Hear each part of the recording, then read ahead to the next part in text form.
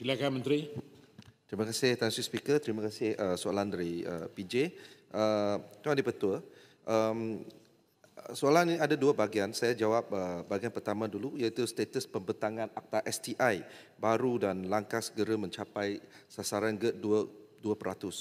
Kerajaan amat komited untuk memacu agenda sains, teknologi dan inovasi negara. Berkenaan penggubalan Akta STI yang baru, kerajaan sedang melaksanakan satu kajian yang menyeluruh dan mendalam.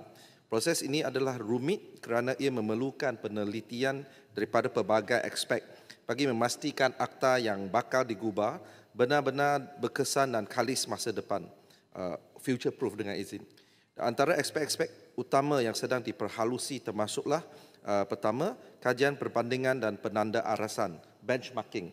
Kajian terperinci sedang dijalankan terhadap kerangka berundangan STI di negara-negara maju dan serantau bagi mengenal pasti amalan terbaik yang boleh diadaptasi untuk ekosistem STI tempatan. Yang kedua, keharmonian perundangan. Kerajaan perlu memperhalusi pertindahan fungsi dan peranan antara pelbagai agensi kerajaan dan kementerian berkaitan STI bagi memastikan tidak wujud percanggahan dan pelaksanaan dasar dan mandat pada masa depan. Yang ketiga, implikasi jangka panjang. Akta ini akan memberi impak besar kepada tadbir urus STI negara. Oleh itu, implikasi jangka panjang terhadap kerajaan termasuk aspek kewangan sumber manusia dan accountability dengan izin perlu dianalisa dengan teliti. Keempat, sesi libat urus yang menyeluruh. Proses ini melibatkan sesi libat urus yang meluas bersama pelbagai pihak berkepentingan termasuk agensi kerajaan, pihak industri, badan-badan penyelidikan, ahli akademik dan masyarakat bagi memastikan akta yang digubal bersifat komprehensif, inklusif dan praktikal. Bagi bahagian kedua, iaitu tentang insentif fiskal, mesti melalui Cradle Fund akan melaksanakan program khas yang menyasarkan pembangunan 7 projek berimpak tinggi untuk memperkukuhkan penglibatan sektor korporat termasuk syarikat berkaitan kerajaan GLC dan swasta dalam pembangunan syarikat pemula dalam pembangunan syarikat pemula. Pendekatan ini bukan sahaja menghasilkan aliran deal flow yang lebih berkualiti untuk pelaburan modal teroka, malah memperkukuh daya saing syarikat pemula serta menggalakkan perkongsian inovasi di antara pemain industri, korporat dan syarikat pemula tempatan. Selain itu, mekanisme pembiayaan alternatif melalui Malaysia Science Endowment (MSE) akan turut menyumbang kepada peningkatan GERD yang berada pada tahap 1.01% pada 2022 berbanding dengan sasaran peningkatan GERD pada sebanyak 2.5% menjelang tahun 2030. Mesti berharap lebih ramai lagi pelabur akan turut serta melabur dalam MSE bagi memperkukuhkan ekosistem pembiayaan ini. Melalui MSE, individu dan pihak swasta layak untuk mendapat potongan cukai di bawah subsection 44-6 Akta Cukai Pendapatan 1967 sedia ada, iaitu satu kali ganda potongan cukai untuk sumbangan ke dalam dana reserve MSE. Sekian, terima kasih.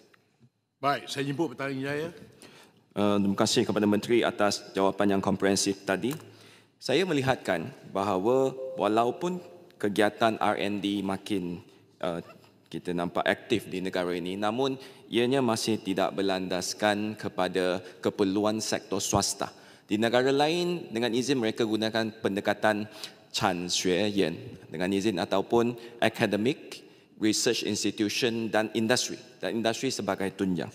Jadi saya lihat yang ni belum lagi dapat diterapkan walaupun kita nampak ada usaha baik daripada contohnya UM Center of Innovation and Enterprise. Persoalan saya adalah, apakah isu kritikal sebenarnya yang dikenal pasti dalam ekosistem STI di Malaysia yang perlu diatasi melalui pelaksanaan pelbagai langkah yang dinyatakan tadi? Terima kasih. Sila Menteri.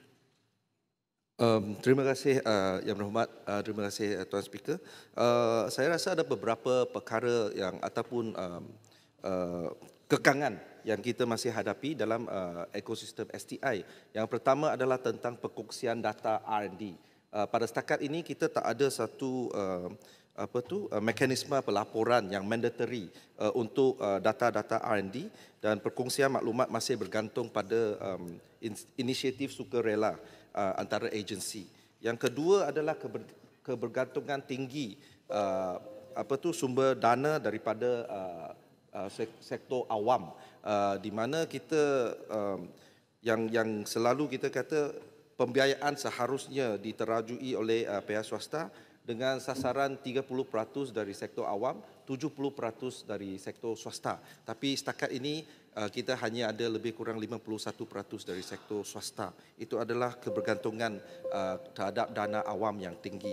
Yang ketiga adalah jurang antara penyelidikan dan pengkomersialan, di mana kita ada produk-produk R&D yang bagus tetapi tidak dapat dikomersialkan dengan cepat ataupun tidak dapat menembusi pasaran dengan cepat. Dan itu adalah beberapa faktor ataupun masalah kekangan yang kita hadapi dalam ekosistem STI. Terima kasih. Baik, saya jemput Padang Rengas. Terima kasih Tan Sri Yang Dipertua. Soalan saya, bagaimana dasar baru STI dan sasaran 2% KDNK untuk R&D ini akan diterjemahkan kepada manfaat di peringkat negeri atau luar bandar? Dan adakah MOSTI akan memastikan geran penyelidikan dan inovasi turut disalurkan kepada universiti awam dan usahawan teknologi di luar Lembah Kelang, termasuk negeri seperti Perak, Kelantan dan Sabah, supaya pembangunan teknologi tidak tertumpu hanya di pusat bandar? Terima kasih. Baik, Menteri. Terima kasih Tuan Speaker, terima kasih Padang Rengas. Saya juga dari Perak, jangan risau. Ya, untuk menjawab soalan pertama, kalau kita ada pelaburan kita dalam R&D boleh mencecah 2%, iaitu satu kali ganda dari sekarang, dia akan memberi manfaat yang besar kepada seluruh negara. Dia tak ada khususnya untuk luar bandar tetapi untuk keseluruhan. Kita ambil contoh dari luar negara seperti Korea Selatan. Mereka melaburkan lebih kurang 5% daripada KDNK mereka, dan kita boleh nampak tahap teknologi mereka yang begitu tinggi dan mendatangkan pendapatan yang tinggi kepada negara. Itu adalah manfaat GERD, Government Expenditure on R&D. Yang keduanya, saya boleh jawab dengan beri jaminan pastinya kita akan memberikan dana ataupun sumber-sumber dengan adil. Kita nak merapatkan jurang antara bandar dengan luar bandar, dan kita memang ada inisiatif khusus untuk luar bandar juga. Seperti contoh, Cradle sekarang kita mengadakan jelajah ataupun roadshow ke semua tempat, termasuklah tempat-tempat luar bandar, di mana mungkin pendedahan mereka tentang agensi kerajaan ataupun program-program pembiayaan awam ini kurang daripada yang di bandar. Itu adalah inisiatif dari agensi. Kita juga ada program-program Majlis Minggu Sains Negara ataupun Malaysia Tech Olympic yang kita memberi tumpuan khas untuk murid-murid ataupun pelajar di luar bandar, termasuk di wilayah Sabah, Sarawak dan lain-lain. Saya bagi jaminan kepada YB dan semua ahli-ahli yang berhormat di dalam Dewan ini untuk kita memacu perkembangan ataupun pembangunan STI, memang kita harus rapatkan jurang antara luar bandar dengan bandar, dan kita sedang melakukannya. Sekiranya ada apa-apa cadangan daripada yang berhormat, bolehlah bawa ke MOSTI. Terima kasih. Baik, saya jemput Tuan Kalam bin Salah, Sabak Bernam.